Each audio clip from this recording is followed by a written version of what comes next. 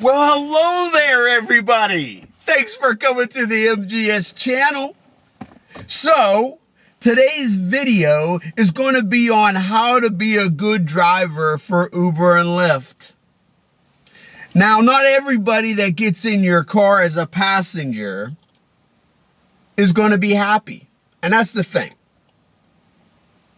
When you're in your car by yourself, yes, play music.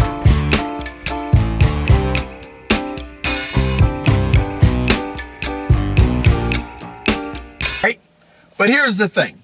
When people get in your car, and this is actually if you're at the airport, or it's 5 o'clock p.m., people are getting off of work, or in the early mornings. Guess what?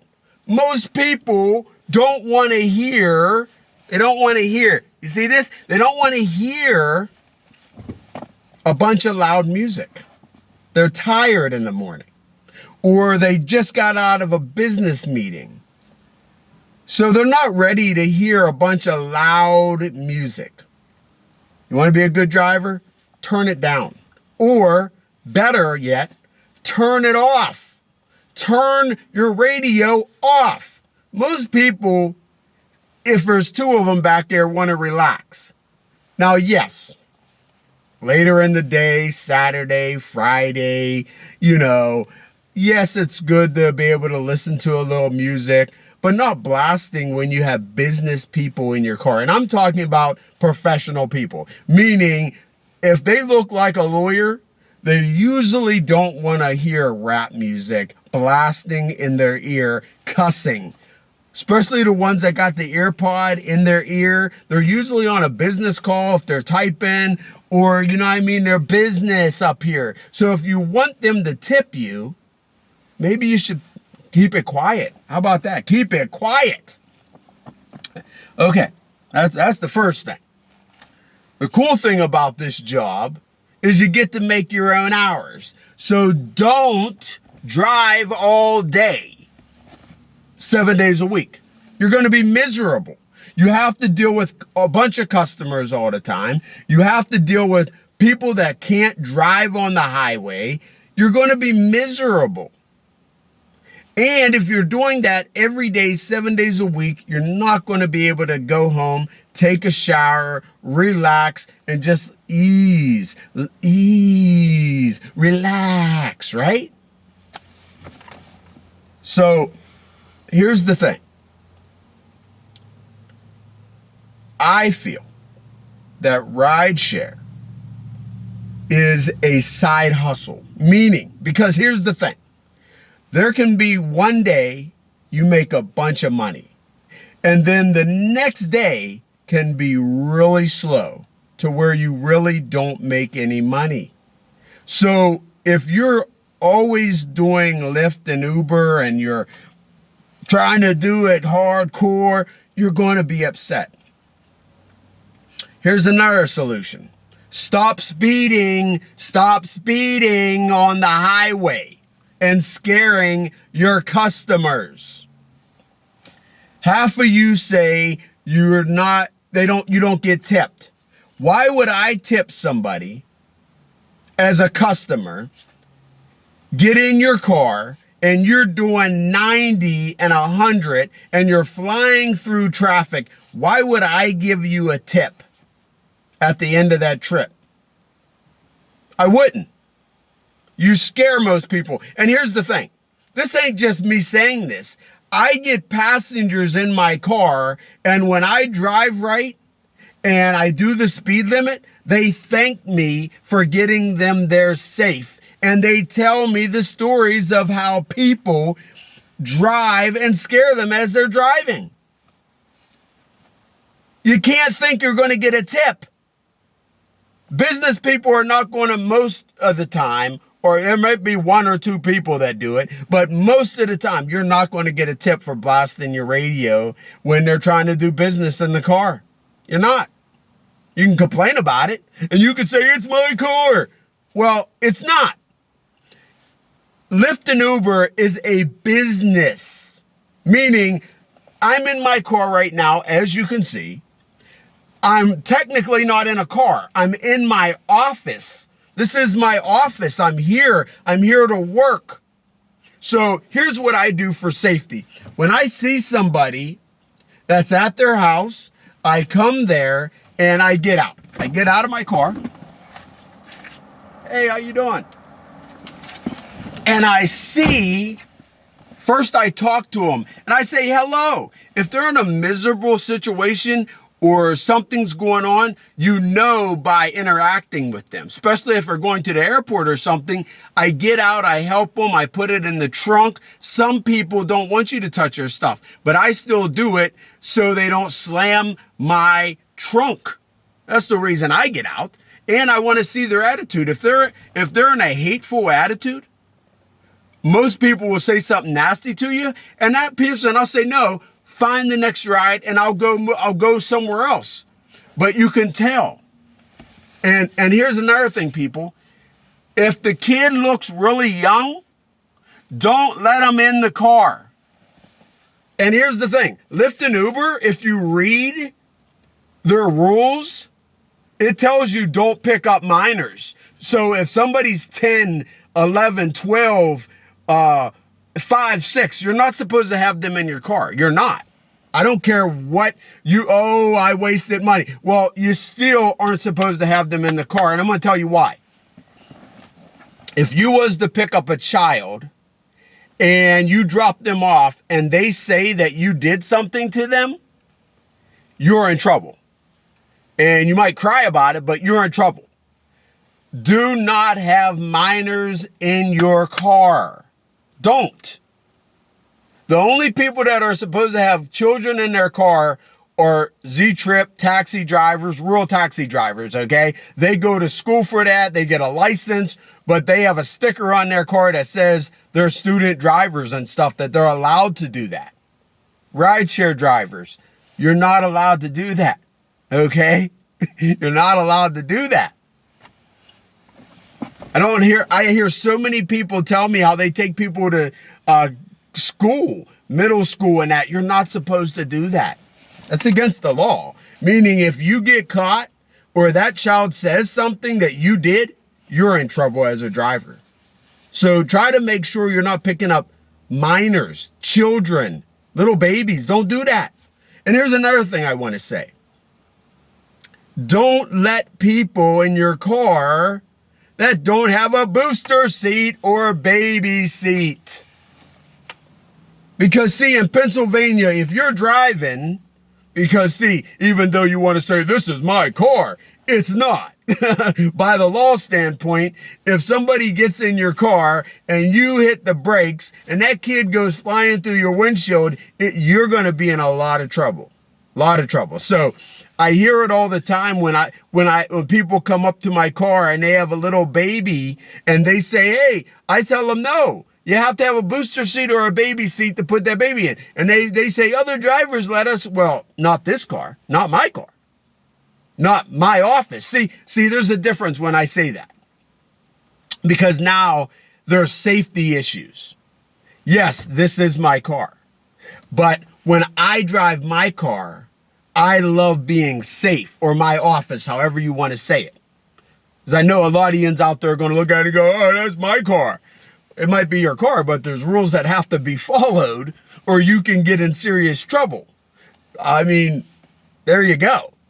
And here's another solution. Here's another situation is, if your car payment is over $500 a month, you don't want to do this job. You're barely going to make money doing this job. You're going to do more wear and tear on this vehicle or your vehicle before you get to pay it off, because the transmission's going to go. You're going to need brakes, tires, rotors, calipers. The control arms on your vehicle can go bad. There's so many things. You got to do an oil change every 10,000 miles. I try to do it every 5,000 to keep it going, because I want it at the top of the line when I am doing the job. Okay? So we have to always be ready. I say this in my other video too, is when you're You know, if you have $0 and you try to do this job, that's basically impossible because you have to get gas. You can always break down. So here's some advice. Get AAA. Get AAA. Make sure you have backup. They'll bring you gas if you need it. They'll tow you if you're less than 200 miles away. I mean, you have to be prepared for doing this job. So be ready for bills or that are going to come with this job, okay? There's always going to be a bill with this job. And here's the thing. The thing about this is you have to let people eat in your car. And I know a bunch of you are going to get mad about this, but it's okay. I don't care. Number one. This is for people who want to be a good driver. So if you want to be a good driver and do this job right, you're going to let people eat and drink in your car. And here's the thing. I said this on Facebook and somebody said this to me. Well, would you let somebody smoke? Well, eating and smoking is two different things. And let me break that down for you. For people that don't understand that. Smoking a cigarette puts smoke into my car to where the smell sticks, okay? And when they use, these newer cars nowadays, they don't have ashtrays anymore like the older ones used to. So as they're tapping the cigarette, you know, on the ground, basically on your seat and on your floor, it's going to make burn holes. That's the difference. And the third thing is I don't want to breathe in something that can give me cancer and make me sick. And the fourth biggest thing is it's the law that you're not allowed to smoke cigarettes. Now, somebody eating in your car, see, you should let them eat. I understand, and I see a lot of you out there that don't want people eating in the car because it's my car. Then okay then. Then don't complain when that person doesn't give you a tip. Give you a tip. A tip. Okay? That's just not, they're not going to give you a tip. And here's, I'm going to tell you, let me break this down to you. You get off of an airplane, you go and get a hamburger meal, McDonald's. Now, this is only for people who have ate McDonald's. So if you never ate McDonald's, then you don't know what I'm talking about. But when they get in my car and they have a McDonald's bag, I tell them to enjoy it. You know why? Because I know, as a customer of McDonald's, that when McDonald's food gets cold, it's disgusting. Yeah, it's disgusting. So, of course, I'm going to let my customer eat McDonald's in my car. It's not like they have a bowl of chili and they're eating it and making a mess. It's a burger. A lot of people are going to work. They want to eat their fast food real quick and go to a job. See, this is a business. Yes, it's your car. And I keep saying that. Yes, it's your car, but you have to let people eat. They're going to work too. Or they just got off of work and they're hungry. Or they got off the plane. A lot of that food, McDonald's and fast food places, that food gets disgusting. I'll tell you, if I get in your car as a customer and you don't let me eat McDonald's, I wouldn't give you a tip and I would give you 1 star. If I could, I'd give you 0, but usually you have to give somebody a 1 star. I wouldn't want to deal with you as a customer. I let my customers, they're my VIP. If they want to eat back there, they can enjoy themselves. I have an armrest that I pull down for them and I say, hey, put your drink there and enjoy it. See, the only one who really complains about a customer making a mess are you people speeding and being dangerous on the highway, because as you make a turn, you're flying around a turn. You're the one making the mess in your car. Then you want to blame the customer for it, though. That gets me upset. It does, because, you know, if people would do this job right and treat the customer as a customer and somebody that they're dealing with, then you wouldn't have to worry about it. I see videos all the time. A girl gets in and she's eating ice cream, or she's eating a burger, and people want to complain. It's my car. It's my car. It's not your car. It's supposed to be your office. It's supposed to be you making money. And if you don't like this job, then go find a new job. I can't stand it when people say that. Oh, this is my car. If I say don't eat, don't eat. They didn't give me a tip. Well, boo-hoo. Of course they're not going to give you a tip. Why would they? Let them eat their burger. And here's the thing. People say, well, what if they make a mess? Well, here, you grab your phone, you take a picture of them with the mess, and LYFT, I don't know Uber, but I know LYFT will give you a cleanup fee. And then you might say, well, it's going to take me time to clean it up. You're getting paid for it, though. And usually it's around $50 to $100 that they're going to pay you. And I've had people say to me on Facebook, well, I just wouldn't pay you. It doesn't come, they don't have to pay you cash. LYFT, I don't know Uber. I keep getting ready to put Uber in there, but I don't know Uber. But LYFT automatically pays you that. I've literally had people spit up in my car. And I reported it. LYFT did their investigation, and I got $100-some for it. So that was awesome. Yes, it takes some time. I had to open the door. I had to clean it out. I had to get the smell out. I was off for the rest of the day. But it's okay. It's okay. Stuff's going to happen. And that's the thing. In every job, something's going to happen. You can't be like this, everybody who gets in my car has to be perfect. It's not going to happen. And I'm going to give a little bit more advice. And here's the thing. Here's for all you who don't know how to really drive doing this business.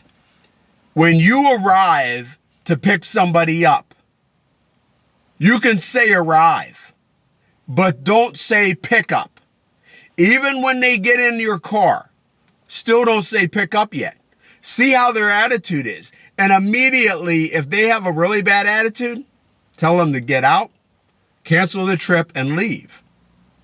But most of the time, if you get out and greet them, you'll see what their attitude is right there. Yeah. And if they have a bad attitude, like me, I get out. I make sure all my doors are locked. I say, hey, how you doing? How's it going? When I get out. Or just say, I don't have time to get out. I'll have my window down and I'll say, hey, how you doing there? And if they're like, F you, well, see ya. I'm driving off. It's respect, give respect. So if somebody's nice gets in your car and they have food, let them eat. Let them eat. Okay? And like I said, I can understand if it's a big bowl of chili and they have a mess on their front of their shirt. I can understand not to let them eat that. But I'm talking about fast food products, a sandwich, or something. Why not let them eat that? You know what I mean? Come on. Most people are not trying to get in your car to make a mess. But here's the thing. Out of the 100 people you pick up, you might have 4 of them that make a mess. But make sure, again, you grab your phone, you take a picture of them doing that, then you send it in. But like I say again, you got to stop speeding, people. Okay? You're not making yourself look good when you're doing that. You're putting yourself for a ticket. You're not letting people tip you because, like I said, most people are not going to tip you if you're speeding. And, I talked to one guy and he was telling me how he puts pictures over his speedometer and, they can't see. you don't need to see how fast somebody's going to know that they're speeding. Okay, usually if you're the car that's flying past 10 cars and flying in and out, the customer doesn't need to see the speed. They know you're speeding already. They are not going to tip you because you're lying to them if you say, I'm driving right. I mean, come on. Come on. Of course you're not going to make money. But hey, either you could take this advice, you can complain about it, put it down in the comment. Hey, leave your little wham message and tell me how it's your car and you can do what you want to do. But I never make money. Hey, leave that down in the comment. It's fine. The comments are open. Say what you got to say. But I'll tell you one thing. I love this job. I love it.